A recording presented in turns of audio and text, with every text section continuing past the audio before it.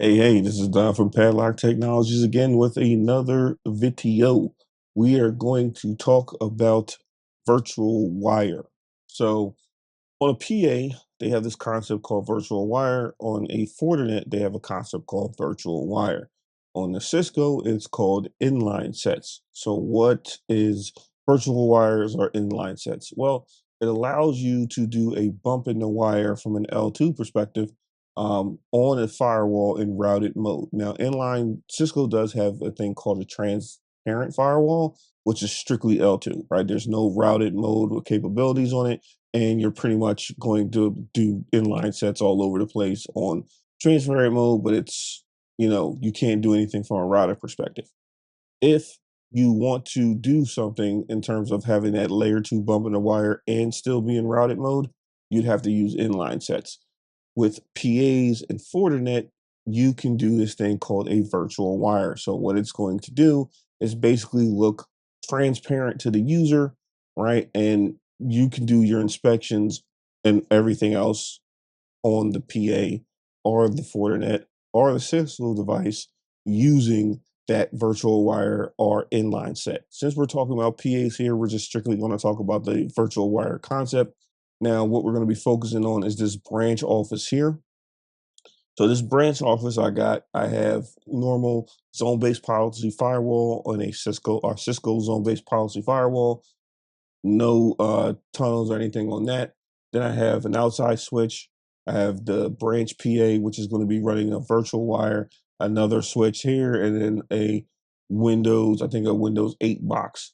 So if we go into our PA, what we need to do to set this up is from a networking standpoint, it's very simple to set up a virtual wire. So what we're going to do first is we're going to set our two interfaces to virtual wire. So if I go into, you know, E11, which is with an interface, you have to set the interface type as virtual wire.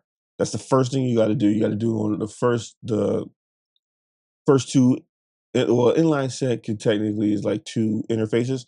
So you need to pick two interfaces and set them as type virtual wire. Now, once you set them as type virtual wire, now you have to go back and create the new virtual wire. Well, you can create the zones as well. Sorry about that. Let me not jump ahead.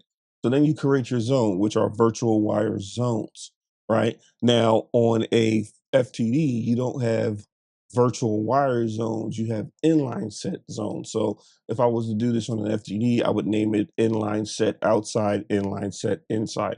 Since we're using PA and virtual wires, I'll do VW inside, VW outside, right? And after you create that, obviously next thing you need to do is go to virtual wire.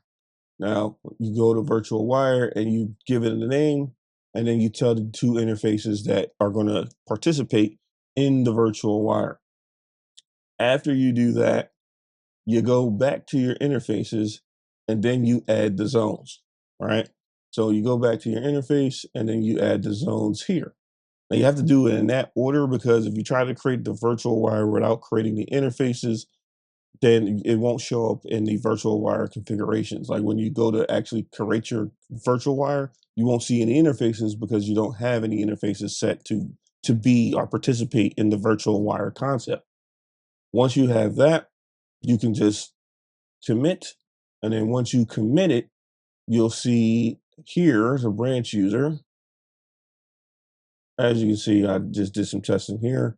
I'm able to use the internet perfectly fine, and that's actually going through the virtual wire. So let's go to, I'm not going to use NFL this time because every time I use NFL, it takes forever for that page to come up. So we'll go to CNN, which is probably, oh, that's a lot faster. So we're going to get to CNN, and you see CNN is actually up and running. Looks like it's trying to load some other things here, taxing my lab here while I'm doing that. So that's why this is probably taking forever to come up. Let me see if I can just Google Palo Alto actually, since I'm doing a Palo Alto video onto networks. Hopefully that site, if I can spell networks right.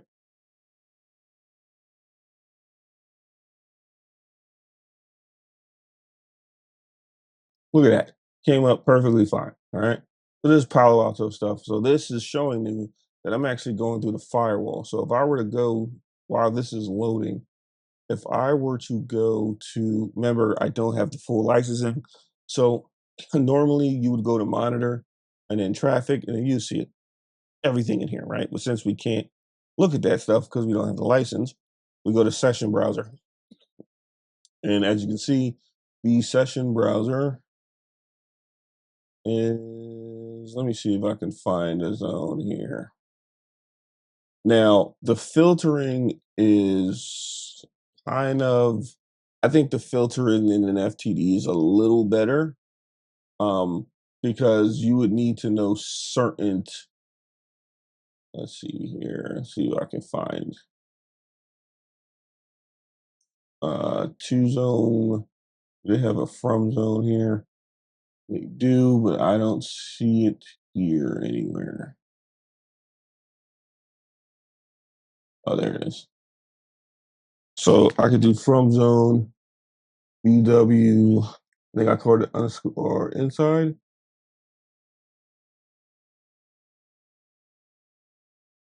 And this is where we would see our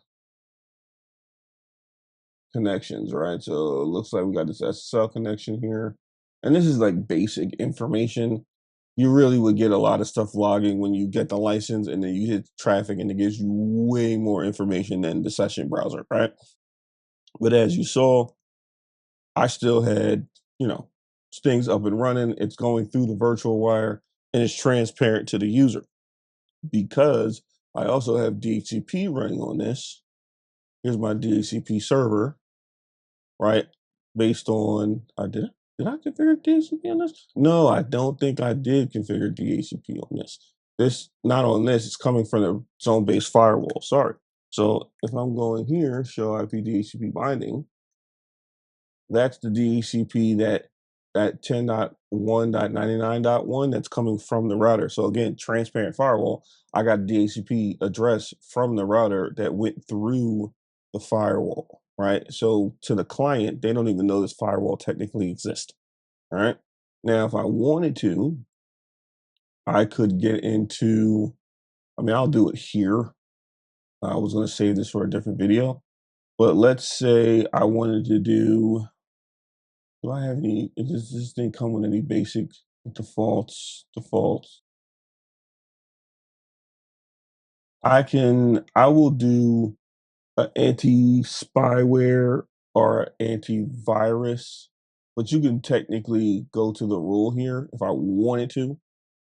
And if I go to the security policy that comes up, and that's the rule, I can go to action, and then you would see profile settings. This is where you would add like profiles. What do I want to add? Antivirus? Do I want to default? Do I want to add where's anti-spyware?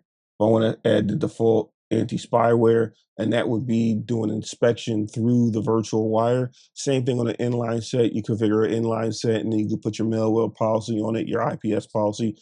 Same thing here. Now, the cool thing about this is you don't have to do individual profiles, right? You can actually do a group, and then the group profile will have all these other profiles in it, right? So in Palo Alto, what you can technically do is, where is it at?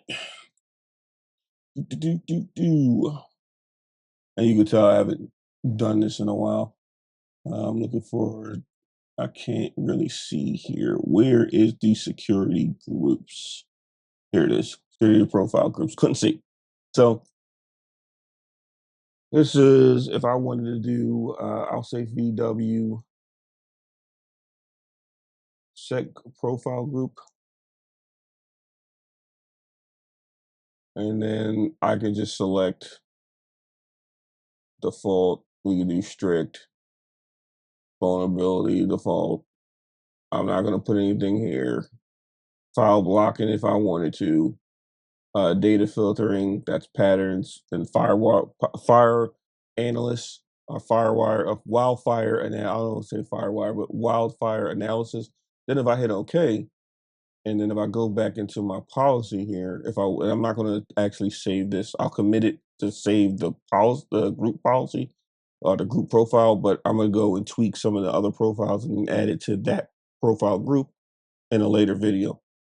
But if I could come here, I select groups, and now I can actually select that group and all those. If I actually put the default for every last one of those profile types, then it will just say, okay, you're going to assign this group, and then all your profiles would be attached to that policy on a per policy basis.